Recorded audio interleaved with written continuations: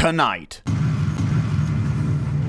murders in Windhelm, multiple young women killed, a wrongful imprisonment, and a killer on the loose. Can this killer be caught?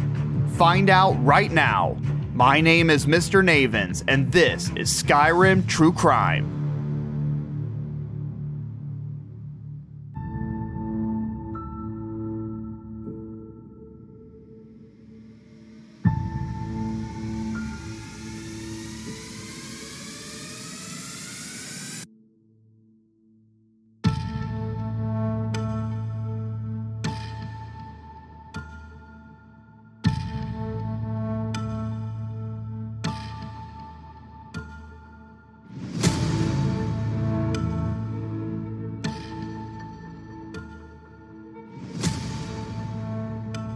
Windhelm is a snowbound city that is no stranger to tragedy.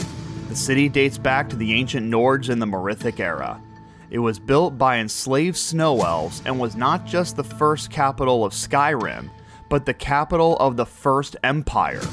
When the First Empire collapsed in the War of Succession, Windhelm was destroyed for the first time. Now, tragedy is once again on Windhelm's doorstep. There is a civil war in Skyrim. The rebellion wants to get away from the religious persecution of the Thalmor. The best way the rebellion sees to do that is to have Skyrim secede from the Empire. The leader of the rebellion is the Jarl of Windhelm, Ulfric Stormcloak. I fight for my people, impoverished to pay the debts of an empire too weak to rule them, yet brands them criminals for wanting to rule themselves! Most of Windhelm's resources are going towards the war efforts. The streets are patrolled by a small fraction of the normal number of guards.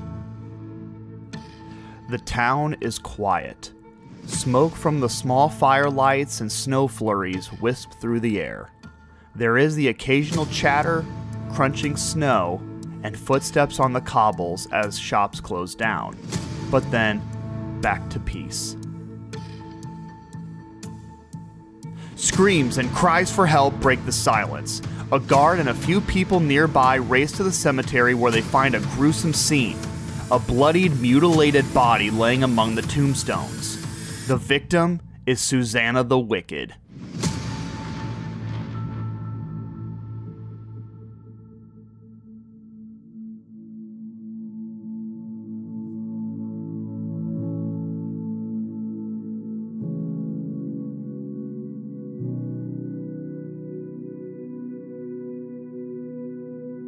Susanna the Wicked was a waitress at Candlehearth Hall. Her name is an inverse reflection of her personality, like Grelud the Kind. As we all know, Grelud was not so kind. And you see where that got her. It's Grelud. Someone has killed Grelud. Susanna was loved by the people of Windhelm. She could light up a room. She was a friend to her coworkers, a good chat and a caring smile to the patrons of Candlehearth. She spent her free time driving a progressive movement by showing sympathy to the Dunmer and Argonians. How can Elda hate the Dark Elves when she knows so little about them? For the dark times in Windhelm, Susanna was, without a doubt, a beacon of hope. Susanna's light was snuffed out. Her body cut up then thrown aside. Helgrid, Windhelm's crypt keeper, was already examining the body. Susanna's money was still in her purse, so she wasn't robbed. But the cuts on her body were made by embalming tools. As she prepares the body for burial, Helgrid suggests the killer is very methodical and precise. 2 other people reached the scene before the guards. One was Silda the Unseen, but she arrived after the killer had already run off. The other was Calixto Corium. This hits close to home for Calixto. His sister Lucilla passed away not too long ago. Lucilla is remembered as a lovely woman by the people who knew her, and Calixto's best friend. Brother and sister, adventuring around Tamriel, plundering ruins, collecting artifacts, and simply enjoying their time together. As we journeyed across Tamriel, we encountered tales of exotic and wondrous artifacts. We decided to collect as many as we could. My sister passed away some years ago, so I settled down here and opened the House of Curiosities. I think she would be happy to know that our collection has brought smiles to faces both young and old. Remembering his sister in these tales has been a coping mechanism for Calixto. Calixto did see the killer run off, but didn't get a good look at them. However, there is a trail of blood leading away from the scene. Blood-stained snow runs along the streets of the Valenstrad district. It's not clear if it's Susanna's blood or the killer's blood, but we hope it's the latter. The trail comes to an end at the doorstep of Hiram, a grand manor built in ancient Nordic architecture, although it now sits dark and cold, a hollow shell of the home it once was. You see, this house was owned by the butcher's first victim, Frigga Shatter-shield. Ownership of the house fell to the Shatter-shield family and has sat abandoned ever since. Shatter is a fitting word for this family. When the Dragonborn went to the Shatter-shield home to request permission to enter Hiram, another tragedy was discovered. Tova Shatter-shield, Frigga's mother, was found lying dead on the floor in her bedroom, with a suicide note next to her body. Tova could not bear the death of both of her daughters. Frigga had a twin sister, Nilsine, who was also murdered recently. Horrifyingly, someone broke into the Shatter-shield house and slit Nilsine's throat. Some believe that the butcher was targeting both of the Shatter-shield twins, but so far, the guards don't believe that. Nilsine's murder was quick and brazen, like a hired hit, an assassination. Nilsine had ties to the leader of a bandit clan, but that's all the guards know. The Dragonborn found the patriarch of the Shatter-shield family, Torbjorn, in Candlehearth. He was drunk. He was aware of his wife's death but didn't bother telling the guards. He also doesn't care about the investigation, thinking there is nothing else for the butcher to take from him. Torbjorn is rarely sober these days. All he does now is work to fund his drinking. This is all very dark and bleak, and the butcher still has 2 more victims. Fjótli Cruelsea was the second victim. Her murder was consistent with Frigga's and Susanna's with the cuts and everything. However, her coin purse was empty. The official story is she was killed by the butcher, then a thief looted her body before the guards found her. Her father believes she was murdered by the thief, so he set out to hunt the thief down. He found an Altmer who was the leader of a gang rivaling the Thieves Guild, and killed him. In Fjótli's father's eyes, justice has been served. The final victim was Isabella, an aspiring bard. Isabella didn't have many friends or family in Windhelm. She mostly kept to herself, but greeted everyone she met with a kind smile. She enjoyed spending her time reading and writing. It was her dream to join the Bard's College, and she found a job working for the Bard Adanato. Adanato writes historical dramas about Skyrim legends, and his latest book, Olaf the Dragon, was far behind schedule. Isabella was helping him finish the book in the time crunch. Sadly, no one realized poor Isabella was missing until she didn't show up for work for a few days. Adanato asked around, and she was found dead, butchered in her own home. 2 cups of tea were set out. It appears she was hosting the butcher as a guest, a monster preying on a kind soul alone in a big city.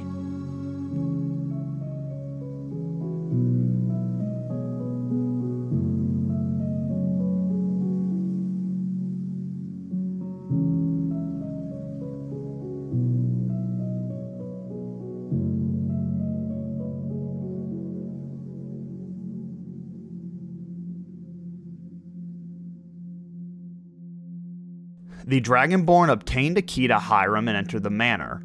The house was dark and decrepit, hadn't been touched since the Shatter-shield family moved out Frigga's personal effects.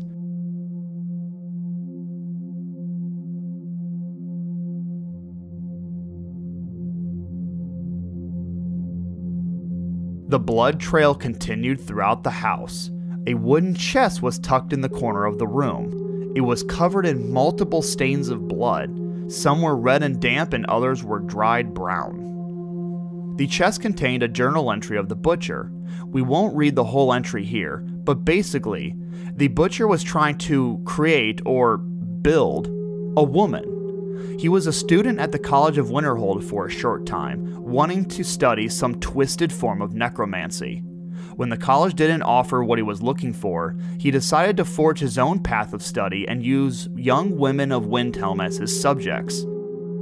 There is also a list of items he was collecting: bone, flesh, blood, marrow, and tendons, all building up to, quote, "create my greatest triumph." The language of the journal suggests he was enjoying himself, using terms like swimmingly and most exquisite. The butcher being pleased could mean he is enjoying the process, making progress in developing a new form of necromancy, or both. The most exquisite remark was referring to Susanna's joints. Continuing through Hiram, the Dragonborn found a secret room through a doorway that was hidden by a wardrobe. The scene was gruesome. Body parts laid out on a large table and blood was everywhere. There were embalming tools just as the crypt keeper Helgrid suggested, and another journal entry showing the exact list of body parts he needs and a procedure for the experiment. The procedure is confusing to say the least. It's debated on what to do with the procedure. Give copies to the mages of Skyrim, or destroy it, preventing others from trying to replicate the butcher's work. Either way, with the butcher's hideout discovered and his plans taken, the Dragonborn is right on the heels of the butcher. One final thing of interest in Hiram: a strange amulet. A pendant with a metal skull on an emerald background. It's enchanted. It's unclear what the enchantment is, but it hinders the health and stamina if one were to wear it. The Dragonborn circles back to the witness Calixto. With his museum and career as an adventurer, maybe he has seen such a thing. Calixto is pleased to assist with the investigation, and he has seen this amulet before. Ah, yes. This is the wheelstone. It's an heirloom symbol of the power of Windhelm. Traditionally, it's carried by the court mage. It's left unspoken that we have a crack in the case. Windhelm has its own sleuth. Since the guards are occupied with the war, this person has been investigating the murders from the beginning. Viola Giordano. Miss Giordano has been leaving flyers all over the city requesting citizens to come to her if they see anything suspicious. Interestingly enough, the butcher has been collecting these flyers and stashing them in Hiram. The Dragonborn caught up with Miss Giordano, and she also believes the butcher is Windhelm's court wizard, Wunferth. There have been rumors swirling about him for years, as long as I can remember. But he's a dangerous man. That's why they call him the Unliving. I wouldn't approach him directly. This information needs to go straight to the steward. The steward, Yorlif, collects any available guards and swiftly arrests Wunferth. Wunferth is dragged away to the barracks, screaming that he's innocent and that he's been conducting his own investigation. But the murderer's lies fall on deaf ears. Wunferth is safely locked away in his cell. The butcher has been caught, and Windhelm sleeps a little easier tonight knowing the killer has been brought to justice. Or has it? 3 days later, a fifth woman was found dead outside of Candlehearth, her bloodied body mutilated then discarded, lying in the snow. Her name was Aravanya. Aravanya worked the stables with her husband, but she hated dealing with the horses. To escape the stench and get around people, she spent her evenings at Candlehearth. The news spread like wildfire through Windhelm. Wunferth was still in his cell. The butcher had slipped through the Dragonborn's fingers like a ghost. In the eyes of the steward, however, the case is closed and he won't release Windhelm. The guards tell the Dragonborn they've made a horrible mistake and need to find the real butcher for the sake of Windhelm and Windhelm. Windhelm yelled as he was being dragged off that he's been conducting his own investigation. The Dragonborn makes a visit down to the barracks.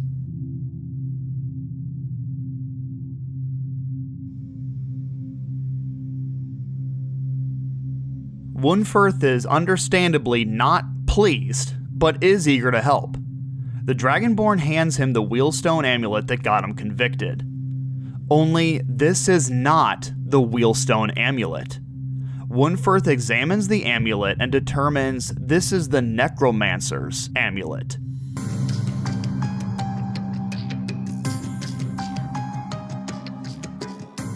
An incredibly rare relic created by the King of Worms, Mannimarco. The Necromancer's amulet makes you wise beyond your years in the School of Conjuration, but at a terrible price. The amulet drains your health and stamina. Ironically, an amulet that helps resurrect the dead slowly kills its wearer. Mannimarco was a powerful mage that studied with the Psijic Order in the Second Era, but cast out due to the dark depths of his necromancy studies. He started a cult to destroy the Mages Guild that ultimately led to his death during the Oblivion Crisis. Yes, Mannimarco was that old. His time with the Psijic Order to the Oblivion Crisis was over 1,000 years. Mannimarco had his hand in many major events in history, and his goal was to be on the same level of fame and power as the Daedra Molag Bal.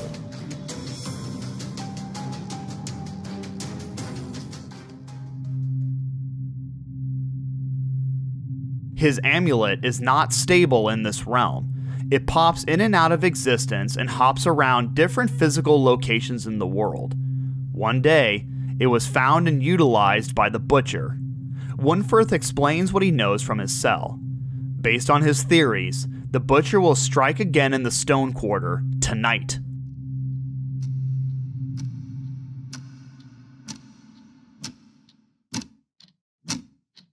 The Dragonborn takes position between the cemetery and the market at dusk. The Butcher seems to attack towards the closing time of Candlehearth. Many people walk by, heading home after a night out. A lone woman walks by, followed by a shadowy figure wielding a knife. The Dragonborn intervenes before the Butcher could strike, and the Butcher attacks. The Dragonborn fights back and kills the Butcher where so many other women were killed, on the streets of the Stone Quarter.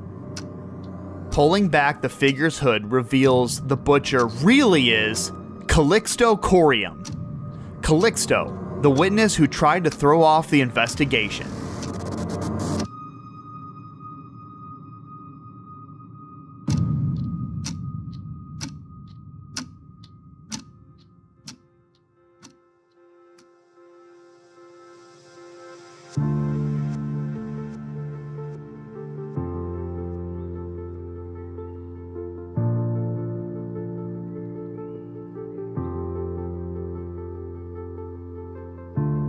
In searching Calixto's museum, his final journal entry was found.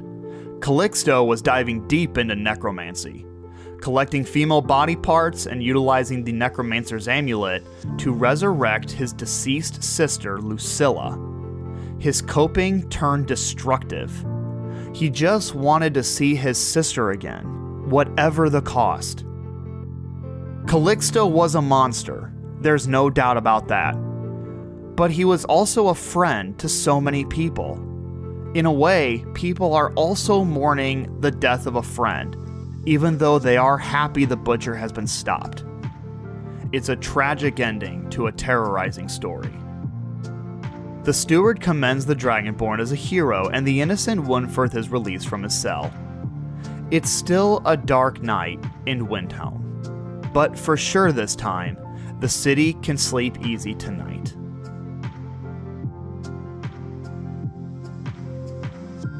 Researching this video was really interesting because I played this quest in episode 47 of my Skyrim Let's Play and got Windhelm sent to prison and thought that was it.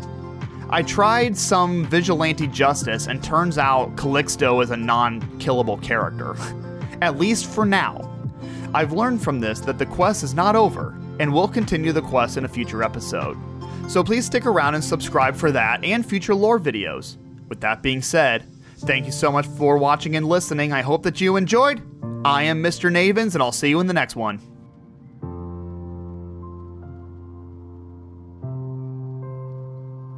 So as I was proofreading the script, I noticed that Fiotli, the second victim, her father killed an Altmer, who was the leader of a group rivaling the Thieves Guild.